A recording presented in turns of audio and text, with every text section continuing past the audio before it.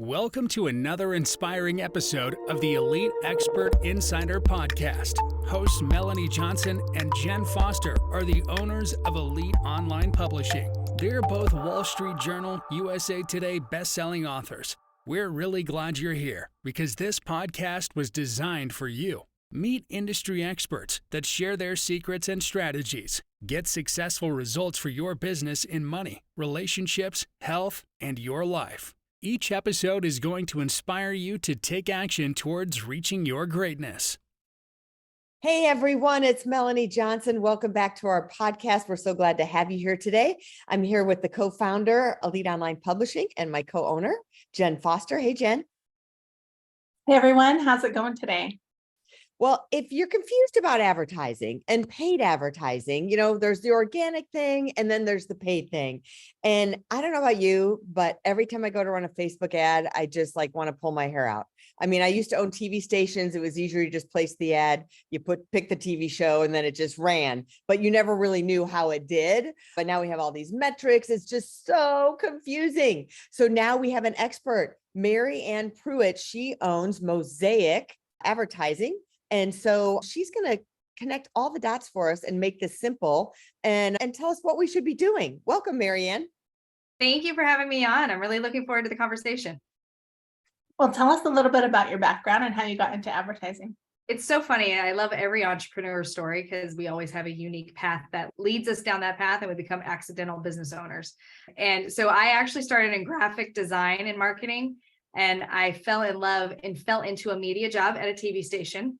So I absolutely can relate to that. And when I worked my way through college, actually in TV, and got a degree in marketing and economics. And that's, believe it or not, that's actually where my love for media really took off, because the economic side, the data analysis and going through what are all these data points that we have, and then how to use that in marketing and how to use that in media.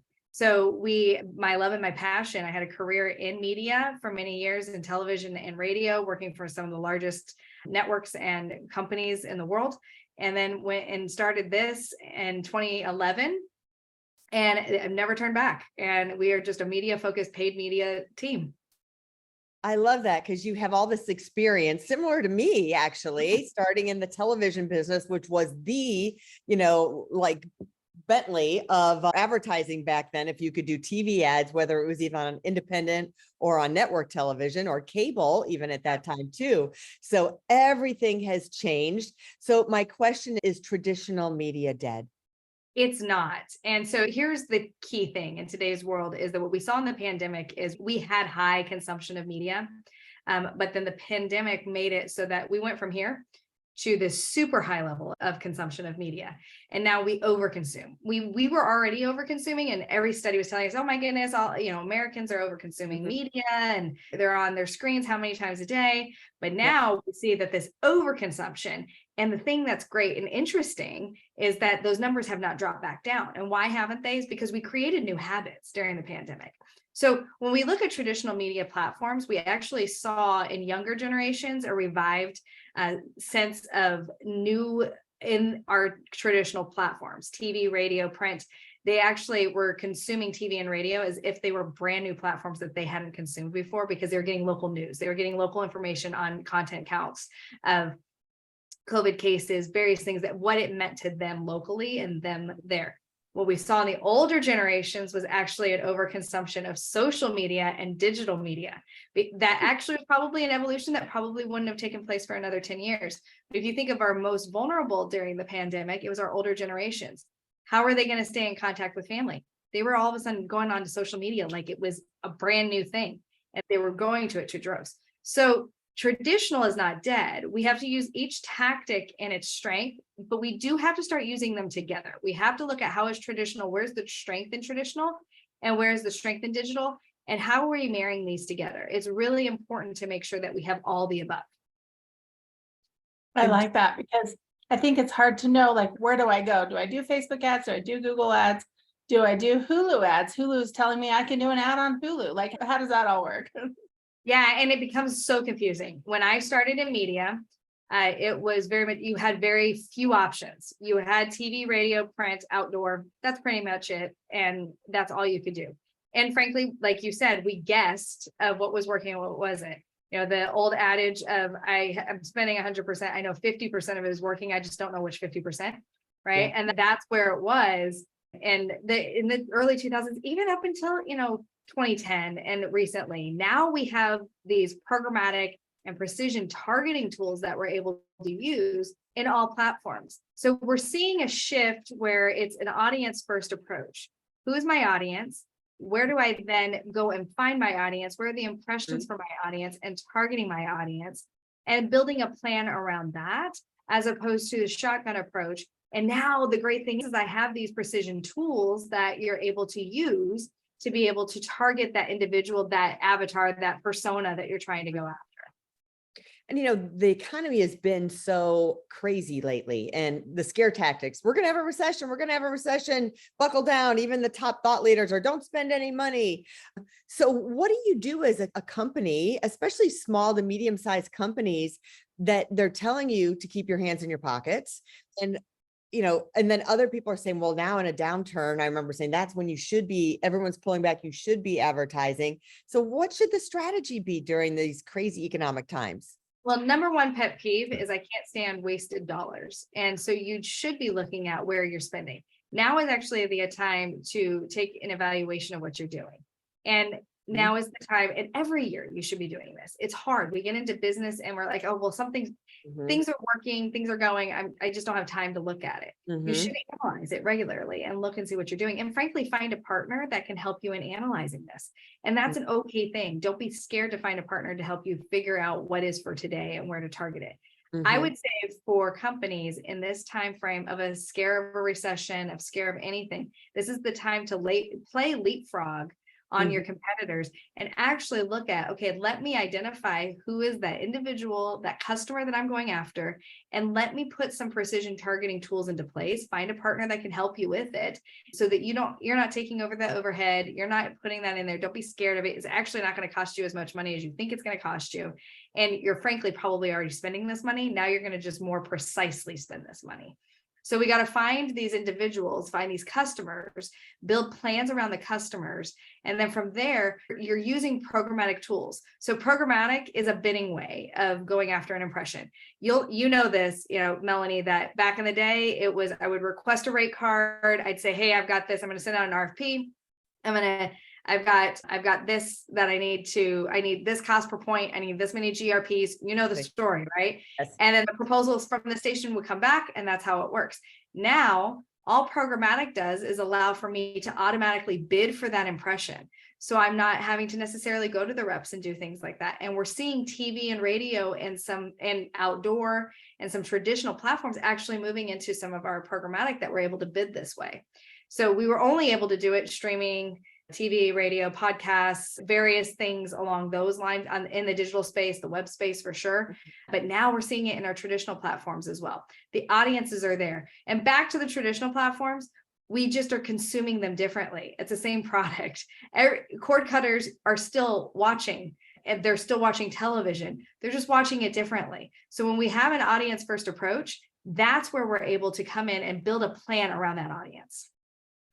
So yeah, I really like how there's technology today that wasn't there in the past, where maybe I couldn't have rented a billboard in the past because it was $7,000 a month.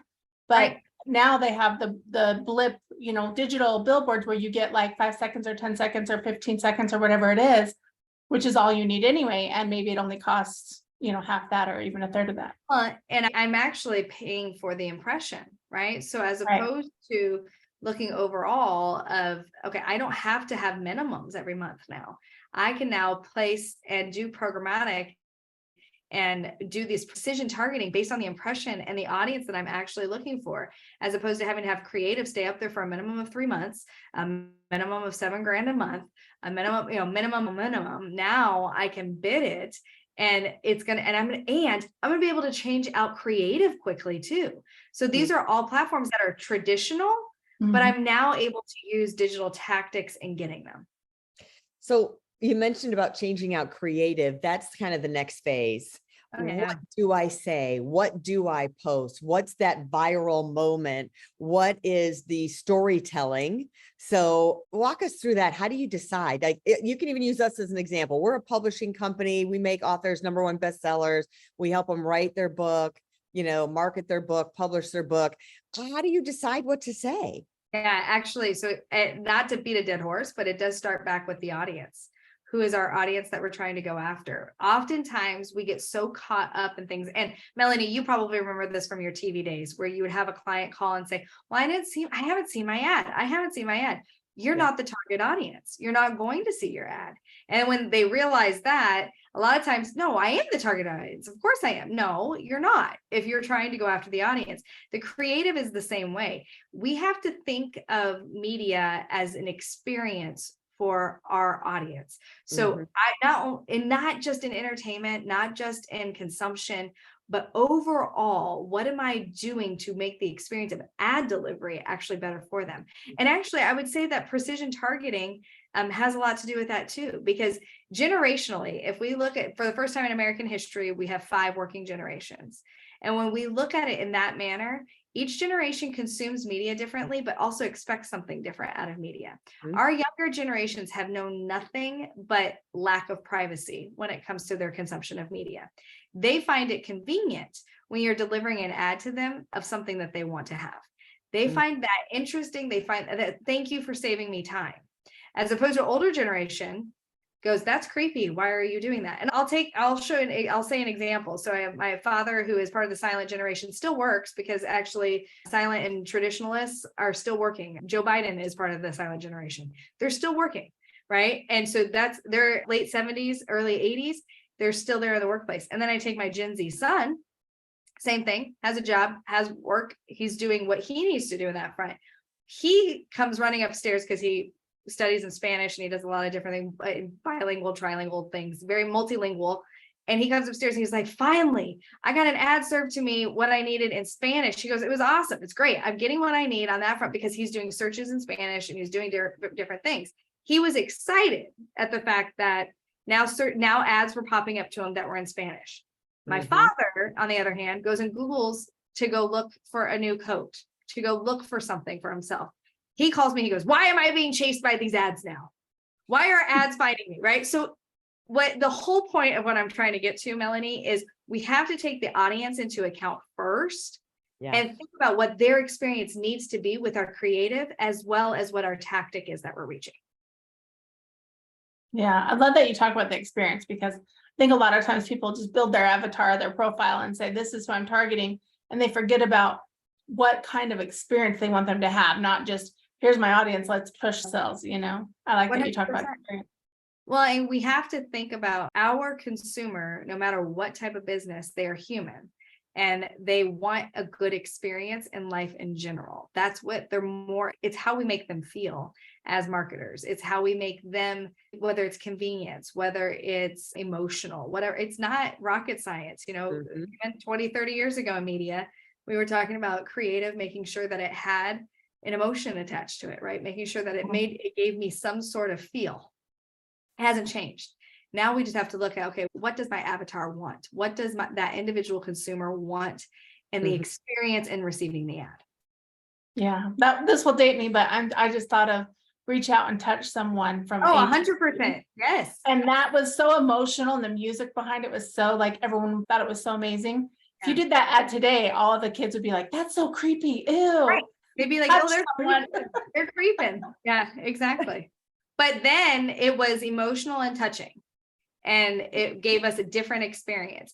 It hasn't changed. Our consumer, we just have to look. We've lumped some demographics over the years. Now we're going into an individual persona and customer journey. That is what we're looking at. So everyone's talking like video marketing is really popular, let's say. It is. Yes. Video is the jam. And, video can be on all your social media platforms pretty much, and even a TV commercial. What are some of your do's and don'ts for creating video once you know your target market, obviously? Yeah. So when you're actually running video ads, keep this in mind first. It is the #1 consumed that our consumers want. They like to consume video. This is highly, whether it's targeted or what, they like to consume video. It's quick. We are a microwave society. We want things quick. We want it fast. We want to be entertained, right? And each generation is going to be different. Some generations are going to want informational. Some generations are going to want entertainment. Each generation is going to be different how we do it. One thing, though, to keep very much in mind is social media is no longer the targeting tool that it used to be.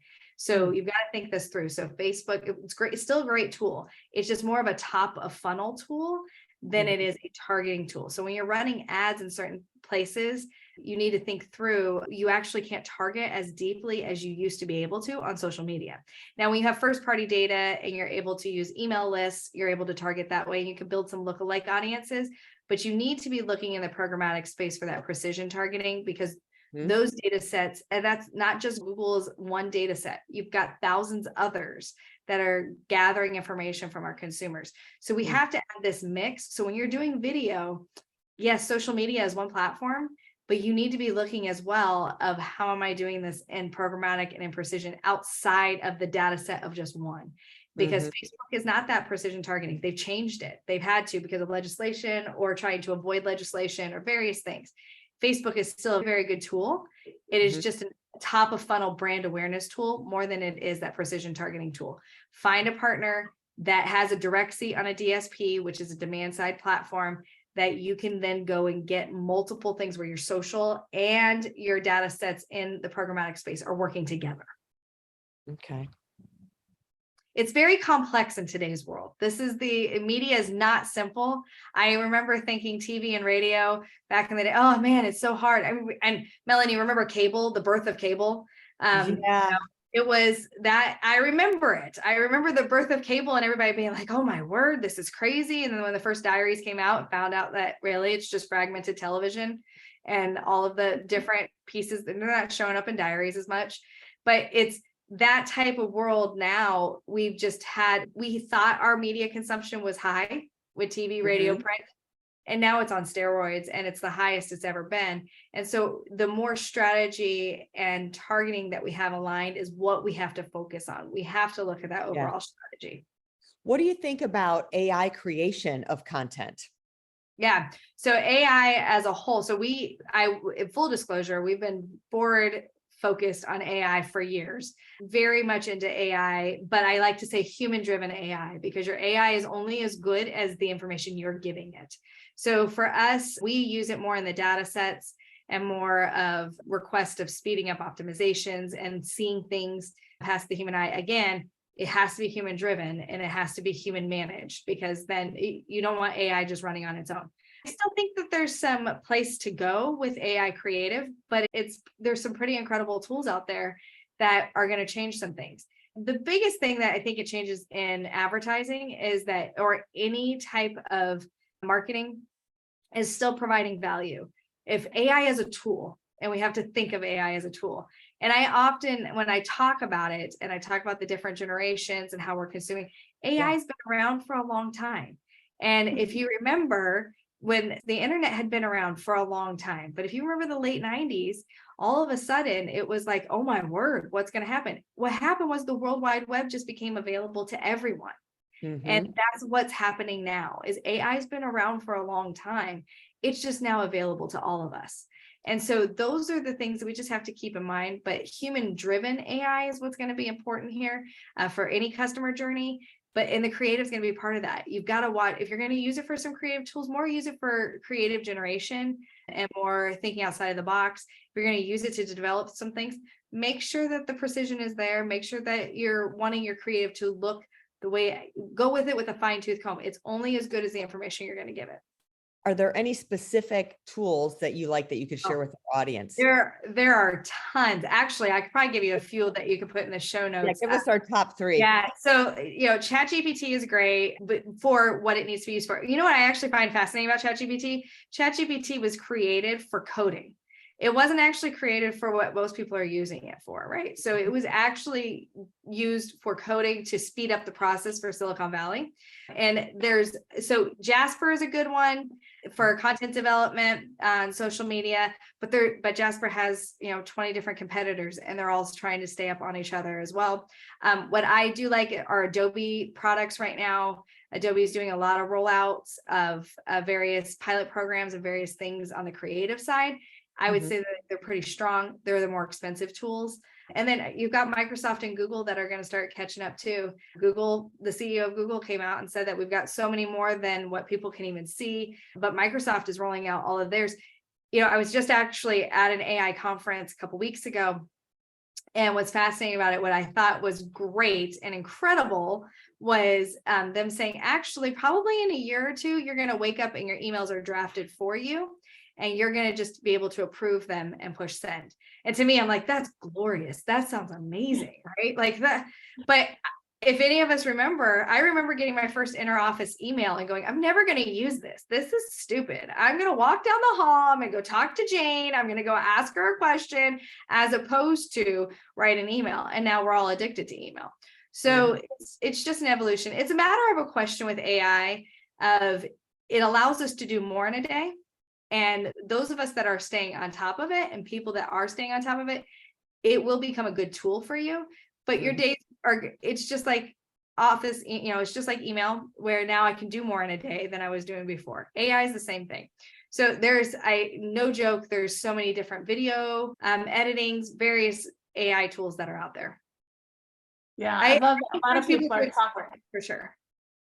Yeah, I love that a lot of people are talking about the 4-hour day, the 4-hour work day instead of the 8-hour day, and cutting everything in half. Because if your production can stay the same, or basically having two teams where you work for 4 hours full time and then another team comes in for 4 hours full time, and everyone has a better lifestyle because of it. Well, and it's going to be a matter of, I think there will be some bad actors, right, that will abuse it. And that means that now your 8-hour day more is with work from a 12-hour day. For the most part, the efficiency side of it is there if it's used correctly. And that's where you want to see it go. Yeah, so true. Tell people where they can reach you, Mary Ann. Yeah. So I always offer to anyone who hears me on a podcast, I'm happy to have a conversation and analyze your media. Our team, we have a full team that comes and can help you analyze what you're doing in the paid space. We hate wasted dollars and we love to go the extra mile. You can reach me on our website, mosaic.agency/contact. That comes directly to my email. That's mosaic.agency/contact. You can also find me on LinkedIn. I love to connect, as well as on Twitter at Media Maps. We put out media tips regularly and articles. We're constantly putting up blog posts and articles as well of what to keep up with in today's media world. And I love that you had such a robust background. I think that just brings so much to the table. Coming from that same background, I just can't say enough about Mary Ann's background, that she has such a robust background that she really knows what she's doing. So check her website out, everybody. And thanks for joining us. And if you're looking to write a book and become a #1 best-selling author, we guarantee #1 bestseller, either Wall Street Journal or Amazon. We help you write, market, and publish your book. Submit that author button and we'll see you soon. Thanks for joining us. Have a great week, everybody. Bye. Bye. Bye. Hey, are you looking to increase your revenue, build credibility, and elevate your brand? This podcast is brought to you by Elite Online Publishing, an innovative publishing and full spectrum marketing company. They will publish and market your book to make it a #1 bestseller. Becoming an author is the best way to market your business. So contact them at eliteonlinepublishing.com today. All of their authors become #1 bestsellers.